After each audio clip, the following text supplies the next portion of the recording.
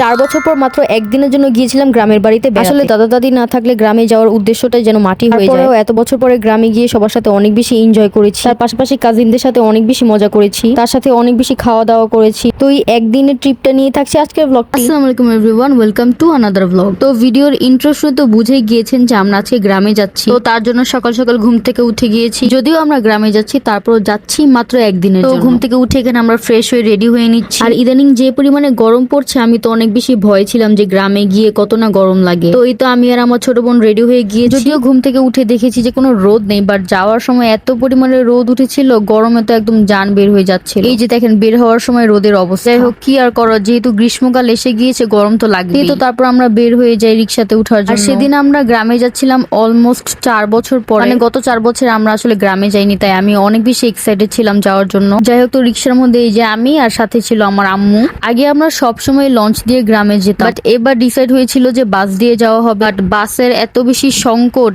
যে বাস একদম পাওয়াই যায়, যার কারণে আমরা ডিসাইড করি যে একটা গাড়ি নিয়ে চলে যাব। যেহেতু আসলে এখন অনেক বেশি তেলের সংকট, তার কারণে আমরা কোনো বাস পাইনি। আর তার পাশাপাশি কিন্তু টিকিটের প্রাইস অনেক বেশি বেড়ে গিয়েছিল, যার কারণে দেখা যাচ্ছে যে যাতায়াতের জন্য মানুষের অনেক বেশি ভোগান্তি হচ্ছে। যাই হোক, তো গাড়িতে উঠার আগে অনেকগুলো স্ন্যাক্স কিনে নিয়েছিলাম। আর যেহেতু গাড়িতে একটা লং জার্নি করবো, তাই অনেকগুলো স্ন্যাক্স না নিলে তো হবেই না। যাই হোক, তো যেহেতু আমার ছোট বোন আর ছোট ভাই হচ্ছে গিয়ে অনেক চিকুন চাকুন, তো ওদের দুজনকে আমরা সামনে পাঠিয়ে দিয়েছি। আর তো গাড়িতে বসে ভিউ এনজয় করতে করতে এবং স্ন্যাক্স খেতে খেতে আমরা চলে যাচ্ছিলাম গ্রামের বাড়িতে। সত্যি বলতে সেদিন আসলে অনেক পরিমাণে গরম ছিল, গাড়ি চলার কারণে বাতাস আসছিল, ওই বাতাসগুলো একদম গরম ছিল। আসলে যতদিন ঠান্ডা ছিল ততদিন ভাবছিলাম যে হয়তোবা আমার কাছে সামার অনেক বেশি পছন্দ, বাট সামার আসার পরপরই আমি বুঝে গিয়েছি যে সামার আমার একদমই পছন্দ না। এখন তো আমি শীতকালকে অনেক বেশি মিস করছি অলরেডি।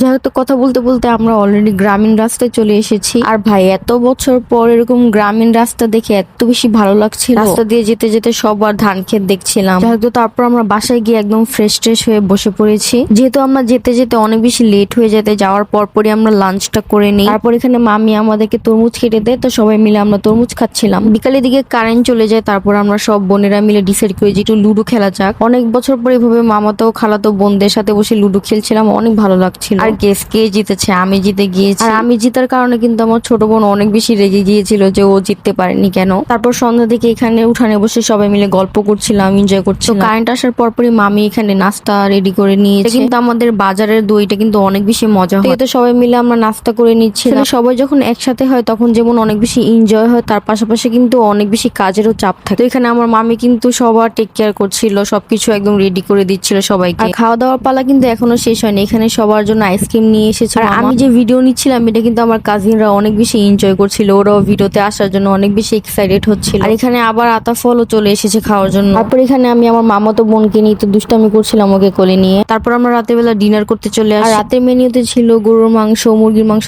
ডাল, মাছ, সাথে ভাত আর পোলাও। আর প্রতিটা খাবারে কিন্তু অনেক বেশি মজা হয়েছিল। আর যেহেতু আমরা সবাই একসাথে খাচ্ছিলাম, তাই আরো বেশি ভালো লাগছিল। খাওয়া দাওয়া করে আমরা কোল্ড ড্রিঙ্কস খেয়ে নেই, তারপর চলে যাই ঘুমাতে যাওয়ার জন্য। আর এখানে আমরা কাজিনরা একসাথে ঘুমিয়েছিলাম, অনেক ভালো লাগছিল। ঘুম থেকে উঠে ফ্রেশ হয়ে এখানে আমরা নাস্তা করে নিচ্ছি। আর অনেক বছর পরে হয়ে বাজার থেকে কিনা নাস্তা খাচ্ছিলাম, তাই অনেক ভালো লাগছিল। তারপর আমরা চলে গিয়েছিলাম দাদার বাড়িতে সবার সাথে দেখা করার জন্য। যেহেতু আমরা বিকালে আসলে বাসায় চলে যাব, তাই এখনই সবার সাথে দেখা করে নিই। সেখানে গিয়ে একদম সবার সাথে দেখা টাকা করে গোসল টোসল করে ফ্রেশ হয়ে এখানে রেডি হয়ে গিয়েছি, আবার রানীর বাসায় চলে যাব।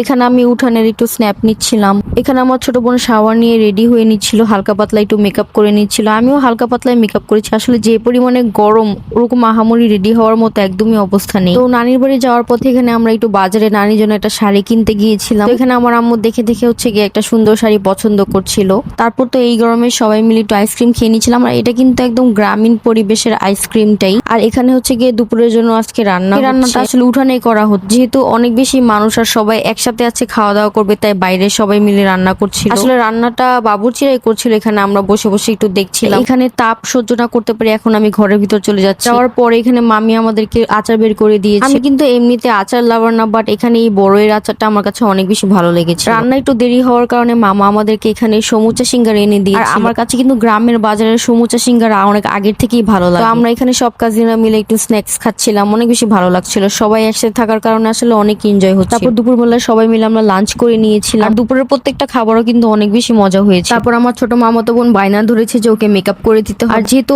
ছোট মানুষ, তারপর যেহেতু বায়না ধরেছে, তাই হালকা পাতলা ওকে একটু মেকআপ করে দিয়েছিলাম। আর ওকে কিন্তু অনেক বেশি কিউট লাগছিল, মাশাআল্লাহ। সবাই কিন্তু একবার করে মাশাআল্লাহ বলে যাবেন অবশ্যই। আমি লিপস্টিক দিয়ে দিচ্ছিলাম ওকে। তারপর আমরা বাসায় আসার জন্য রওনা হয়ে যাই। এখানে আমরা বাসে উঠে গিয়েছি। আর এখন বাসায় আসার পরে আমি ওদেরকে অনেক বেশি মিস করছি, আর ওরাও আসলে আমাদেরকে অনেক বেশি মিস করছে। এমনকি ওরা কলও দিয়েছিল, কল দিয়ে বলছিল যে আপু তোমাদেরকে অনেক বেশি মিস করছি আমরা। তো আজকের ব্লগটা এই পর্যন্ত। ব্লগটা কার কাছে কেমন লেগেছে অবশ্যই কিন্তু কমেন্ট করে দেখা হবে নেক্সট কোনো ব্লগে। ততক্ষণ পর্যন্ত আল্লাহ হাফেজ, থ্যাঙ্কস ফর ওয়াচিং।